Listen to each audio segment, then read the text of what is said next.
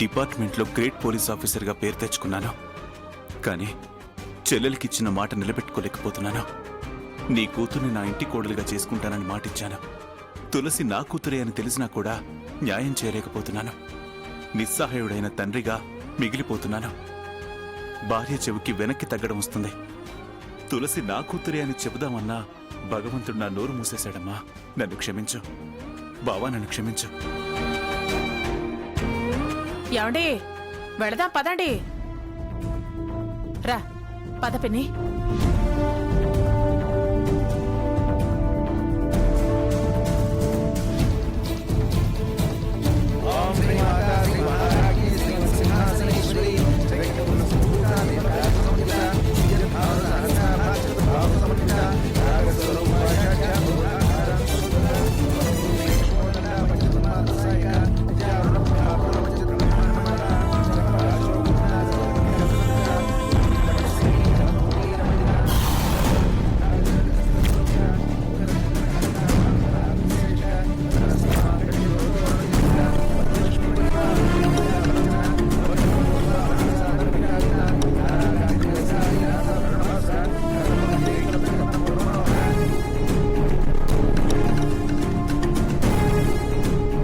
ఒకసారి మొత్తం చదువుకుని దీని మీద సంతకం చేయండి.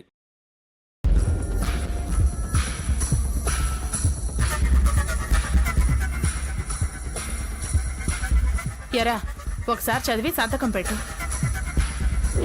ఇదిగో.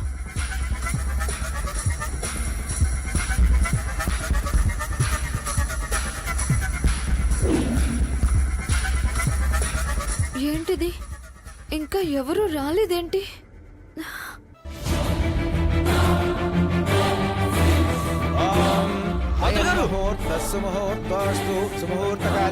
ఆపండి పంతులు గారు.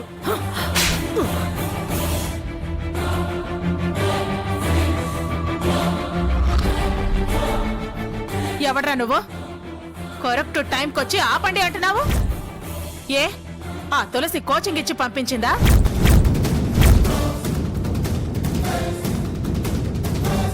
ఇలా పెళ్లిళ్లు చేసుకోవడం కోసమే కోచింగ్ తీసుకోమని చెప్పిందా?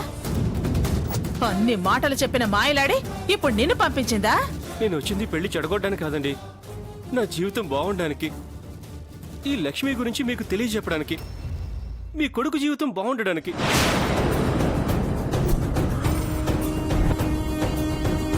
నా కొడుకు జీవితం బాగుపడాలని పెళ్లి చెడగొడుతున్నావా? ఏం వాగుతున్నావు నువ్వు? నిజం మాట్లాడుతున్నాను. నేనెవరో తెలుసా? ఈ లక్ష్మిని ప్రాణం కంటే ఎక్కువగా ప్రేమించిన వాడిని. ఈ లక్ష్మి లేకుంటే నా జీవితం లేదు అనుకున్నంతగా ఆరాధించిన వాడిని.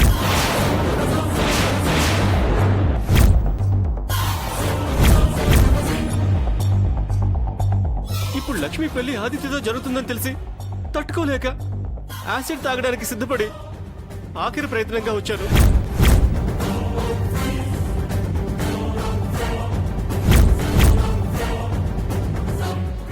చనిపోయే ముందు నా చావుకి కారణమేంటో, ప్రేమించిన అమ్మాయి దక్కకపోతే నా మనోవేదనేంటో తెలియాలని వచ్చాను.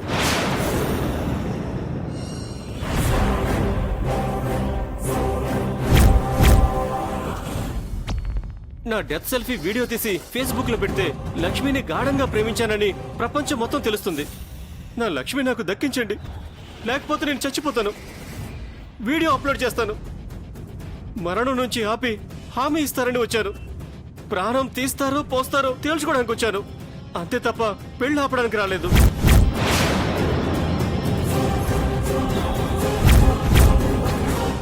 లక్ష్మి చెప్పు, సూటిగా నా కళ్ళలోకి చూసి చెప్పు.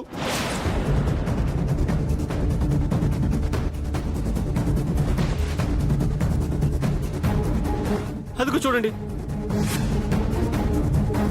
తన కళ్ళల్లో కనిపిస్తుంది కదా, చూడండి.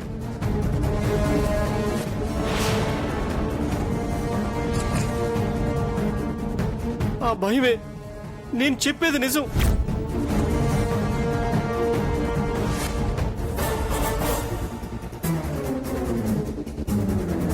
ఆ భయమే నా మీద ఉన్న ప్రేమ నిజమని చెప్తుంది. ఆ భయమే నీకు తెలుసు అని చెప్తుంది.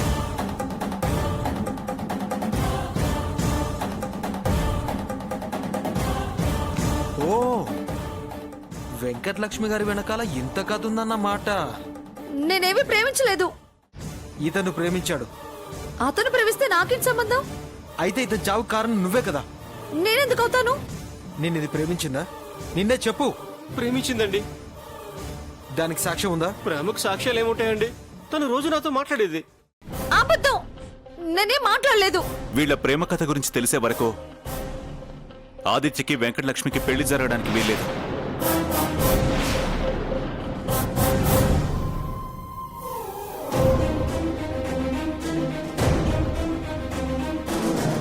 వెంకటలక్ష్మి చెప్పేది నిజమైతేనే ఆదిత్యతో పెళ్లి.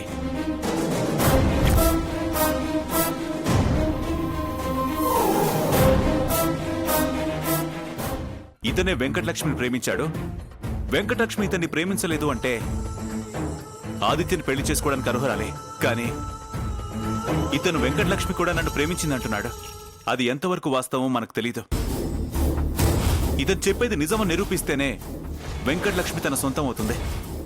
ఒకవేళ నిరూపించకపోతే ఆదిత్యతో 7 అడుగులు వేయడానికి సిద్ధమవుతుంది.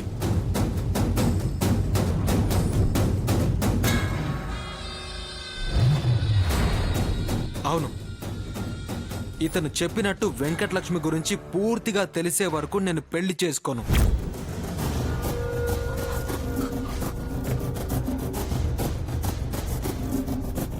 అలా జరగదు. లేదా ఈ పెళ్లి ఎలాగైనా జరిగి తీరాల్సిందే. ఏ, నీకేమైనా బుద్ధుందా? ఏం మాట్లాడుతున్నావు అర్థమవుతుందా? మేమిద్దరం ప్రేమించుకున్నామని అతను బల్లగుర్చి చెప్తుంటే పెళ్లి జరిపిస్తానంటావేంటి? రేపు ఈ అబ్బాయి వెళ్లి కేసు పెడితే ఒక ఏసీపీ తన స్వార్థం కోసం ప్రేమికుల్ని విడదీసి ఆ అమ్మాయిని తన కొడుక్కిచ్చి పెళ్లి చేశాడని నన్ను అంటారు. మీడియా వాళ్ళకి, పేపర్ వాళ్ళకి తెలిస్తే నా పరువు పోతుంది. నా బతుకు బజార్ కిడుస్తారు. ఇది ప్రేమ వ్యవహారం దుర్గా. పైగా మేజర్లైన వీళ్ళ వ్యవహారం. ఈ విషయాల్లో నిజాలేంటో తెలియకపోతే నేను ఊరుకోను. పోలీస్ ఆఫీసర్గా ఇతను చెప్పేది ఎంతవరకు నిజమో 5 నిమిషాలు తెలుస్తాను.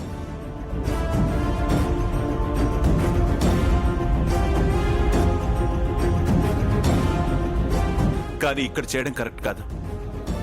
చట్ట ప్రకారం చేయవలసిన పనులు చట్టానికి వ్యతిరేకంగా చేయడం తప్పు.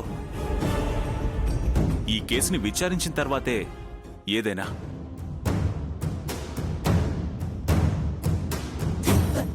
ఈ విషయంలో లక్ష్మిది ఏ తప్పు లేదని తెలిసిన తర్వాతే ఆదిత్యతో పెళ్లి.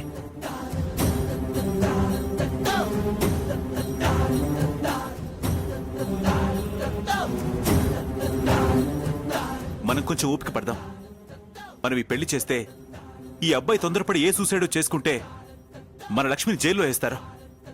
ఎంక్వైరీలో ఇతను చెప్పేది ఎంతవరకు నిజమో తేలిపోతుంది. ఇందులో నా స్వార్థం ఏమీ లేదు. మనం అలసు కావద్దనే, మన కుటుంబ పరువు ప్రతిష్టల కోసమే దుర్గా.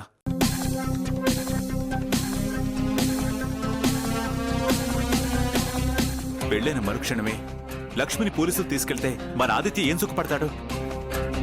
ఆదిత్యం చూస్తూ మనం మాత్రం ఏం సంతోషపడతాం? ఇవన్నీ ఆలోచించే మనకెలాంటి ఆపద రాకూడదనే, మన వంశానికి మచ్చ రాకుండా ఉండాలనే ఇదంతా చెప్తున్నాను. ఒకవేళ నేను చేసేది తప్పనిపిస్తే మీకు నచ్చినట్టు చేసుకోండి. నాకు ఎటువంటి అభ్యంతరం లేదు. నాన్న చెప్పేదైతే చాలా బాగుంది. తన పెళ్లి తనే చెడగొట్టుకుంది పాపం. సరేలే, కుజదోషం పోగొట్టుకుంటే మళ్ళీ పెళ్ళవుతుంది. Constable sir. ఈ అబ్బాయిని తీసుకెళ్లి స్టేషన్లో కూర్చోబెట్టు. నేను వచ్చి విచారిస్తాను. Okay sir. పద బాబు. రా బాబు. వద్దు సార్. వద్దు రా. సార్. సార్. రా. నడు. ఇంకెందుకు మనం ఇక్కడ? విచారం తర్వాతే కదా పెళ్లి. పదండి, ఇంటికి వెళ్దాం. పద.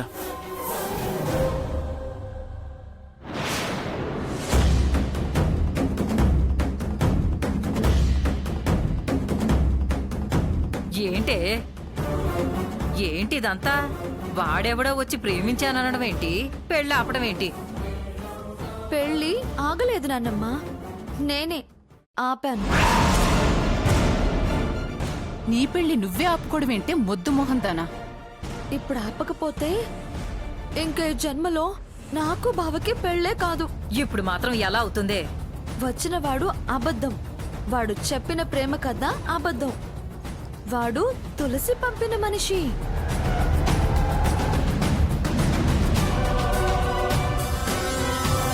తులసి పంపిన మనిషా? తులసి పంపిందా? అది పంపి నీ జీవితం నాశనం చేసిందా? నాశనం చేయలేదు, నిలబెట్టింది. లేకపోతే పంతుళ్ళు నా కుజదోషం విషయం అత్తయ్యకి చెప్పేవాళ్ళు. అత్తయ్య ఈ జన్మలో నన్ను ఇంకా కోడల్ని చేసుకునేదే కాదు. పా, నువ్వు చెప్పేది చాలా కన్ఫ్యూజన్ గా ఉంది. అసలేం అర్థం కావడం లేదు. అసలేం జరిగిందో, నీ కుజదోషం ఎందుకు బయటపడేదో నువ్వే సరిగ్గా చెప్పు. చిన్నత్తయ్య, శత్రువులంతా కట్టగట్టుకొని దాడి చేయడానికి పంతుళ్ళ రూపంలో వచ్చారు. వచ్చి రాగానే నన్ను చూసి షాక్. అంతా నా వైపు బాహుబలిలో కాళ్ళకేయుని చూసినట్టు చూశారు. హం, ఆ తర్వాత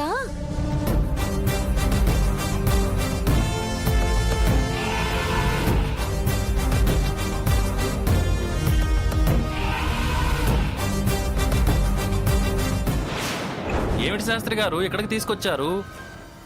శాస్త్రం తెలిసి దోషం తెలిసి అన్నీ తెలిసి తప్పులు చేయడం పాపం. అందుకే కదయ్యా ఈ చర్చ. కుజదోషం పెళ్లి చేయించిన మనల్ని పట్టి పీడిస్తుందండి. అస్సలు జరిపించద్దు. మనకెందుకు లేనిపోని పాపం? ఆ భగవంతుడు కూడా మనల్ని క్షమించడు.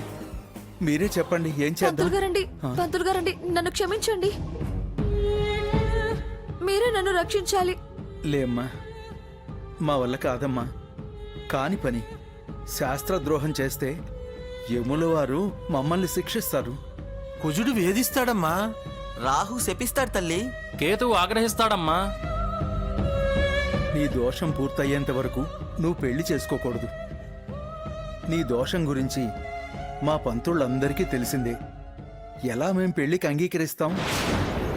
ఆలోచించి ఒక నిర్ణయానికి వచ్చి నీకో మాట చెప్పాక ఆ దుర్గమ్మ గారికి చెప్దామని వర్జ్యమని గంట వాయిదా వేసి చర్చిస్తున్నాం. దుర్గమ్మ గారితో చెప్పమంటావా? కుజదోష నివారణ కాకుండా నీ పెళ్లి చేస్తే వాళ్ళ వంశానికే అరిష్టం. మీకు దండం పెడతాను, దయచేసి అత్తయ్యకి ఈ విషయం చెప్పొద్దు. శాస్త్రానికి మేం ద్రోహం చేయలేమమ్మా. ఆలోచించమ్మా. నీకు నువ్వే ఎలాగూ బయటపడతావు. మేం బయటికి చెప్తే నువ్వు ఈ ఇంటికి జన్మలో కోడలివి కాలేవు. ముందు దోష నివారణ కావాలి, ఆ తర్వాతే పెళ్లి. దయచేసి నాకు ఒక్క గంట టైం ఇవ్వండి పంతులు గారు. ఈ పెళ్లి ఆగేలా నేనే ప్రయత్నం చేస్తాను, సరేనా? సరే కానివ్వు. గంట తర్వాత మేము నోరు విప్పాల్సి వస్తుంది. అంతదాకా రానివ్వను. మేమైతే ఈ పెళ్లి చేయము, జరగనివ్వము. నేనే చెడగొట్టుకుంటాను.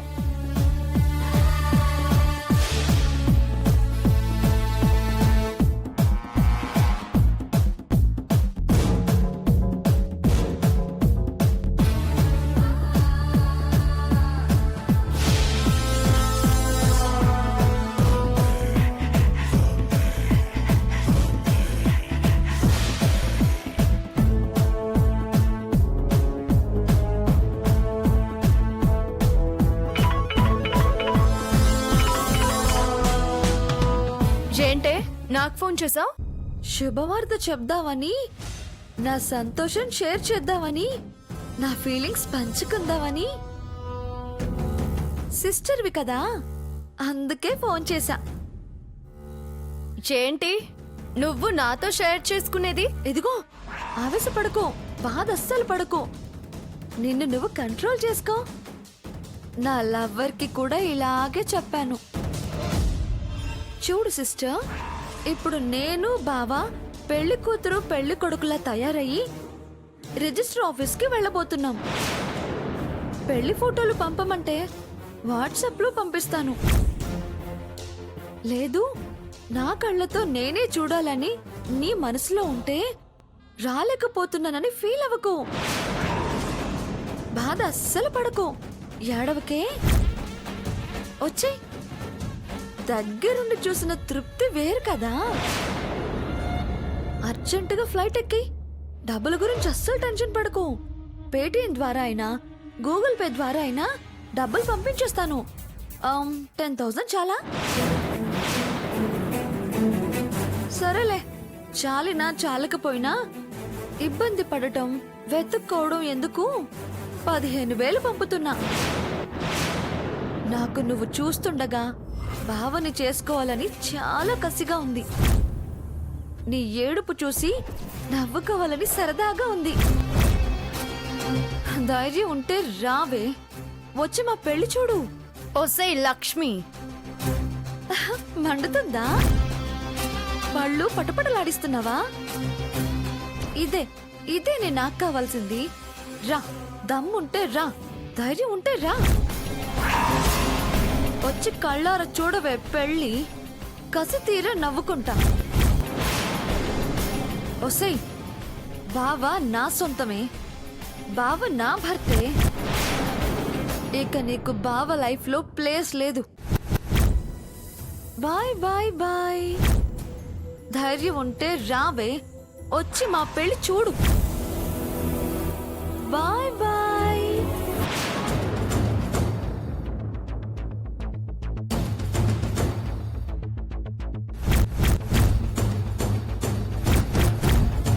లక్ష్మి, వస్తున్నా అత్తయ్య.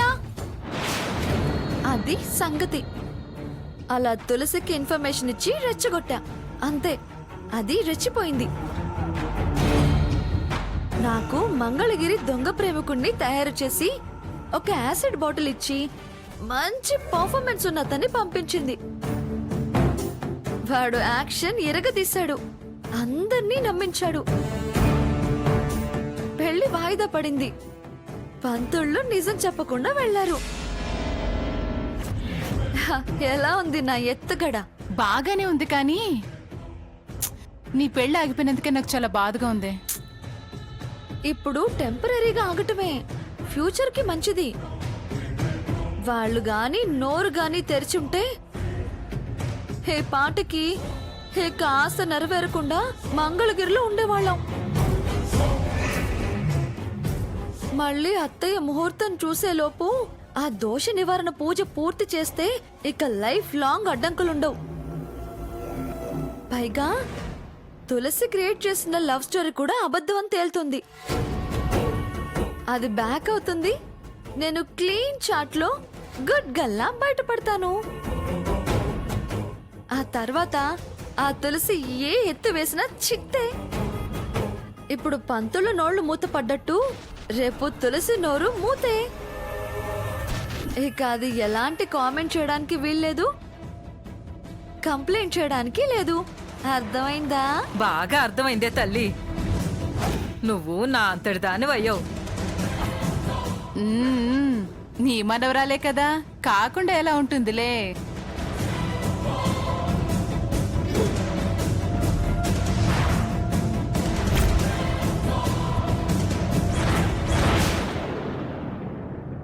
సామయ్య, ఇక్కడ పెళ్లి క్యాన్సిల్ అయింది. నిజమా? చాలా గుడ్ న్యూస్ చెప్పావురా, చాలా థ్యాంక్స్ రా. ప్రియా, ప్రియా, ప్రియా, తులసి ప్లాన్ సక్సెస్ అయింది. పెళ్లి క్యాన్సిల్ అయిందంట.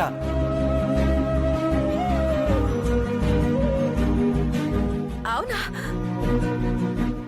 ఈ మాటతో నా ప్రాణం లేచొచ్చినట్టు అయిందండి.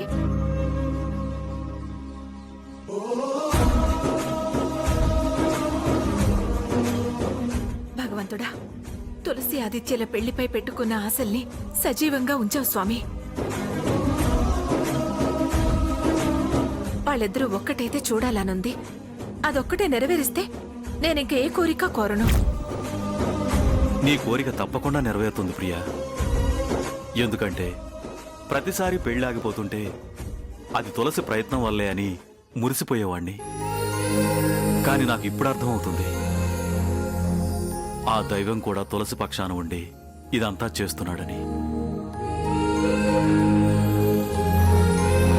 నిజమేనండి. వదిన మనసొక్కటి మారి తులసి ఆదిత్యల పెళ్లి జరిగితే ఒక అపూర్వమైన భాగ్యం వదిన సొంతమవుతుంది. ఏ అత్త మామలైనా తమకొచ్చే కోడల్లో కూతుర్ని చూసుకోవాలనుకుంటారు. కాని మా అన్న వదినలకు మాత్రం కోడలి రూపంలో కన్న కూతురే వాళ్ళ దగ్గరికి చేరుతుంది. ఆ రోజు కూడా ఎంతో దూరంలో లేదు ప్రియా.